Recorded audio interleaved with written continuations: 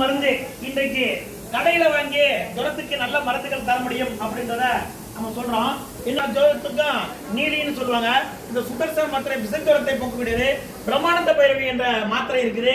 கருப்பு ஸ்ரீகிராந்தி அப்படின்ற ஒரு மாத்திரை இருக்குது. அதுக்கப்புறம் சித்த சுகுமார் என்ற மாத்திரை இருக்கு. எல்லாருமே பாரம்பரிய மருத்துவ முறையில் கிடைக்கக்கூடிய மாத்திரை தான்.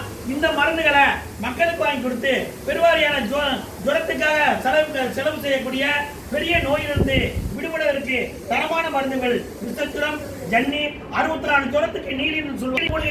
அதே மாதிரி மாடாதோட அர்த்தம்பூல் ஜாதிபத்திரி மோடி ஓமம் சுக்கும் மிளகு தனிய ஏலக்காய் பட்டை லவங்கம் மஞ்சள் பற்படக விஸ்னாரி சிந்தேக்கு சித்திரத்தை கண்டகத்தை என்ற முறைகள் இதை பாலில் சாப்பிட்டா காப்பி, சுத்தல் சாப்பிட்டா டீ, தேனில் சாப்பிட்டா லேகியம் என்று சொல்வார்கள். இப்படி எல்லாம் சாப்பிட்டு தரமாக வாழ்வதற்கு தரமான மருத்துவத்தை நாங்கள் தொடர்ந்து கற்றுப்பிடிக்கிறோம். நீங்களும் வாருங்கள், அனைவரும் பழமங்கள். அன்பான வேண்டுகோளாக உங்களை ஏற்றுக்கொள்ளுமாறு உங்களை அன்புடனும் பண்புடனும் பாசமுடனும் உங்களை அழைக்கின்றேன். வாருங்கள் வாருங்கள். நன்றி, வணக்கம், வாழ்த்துக்கள்.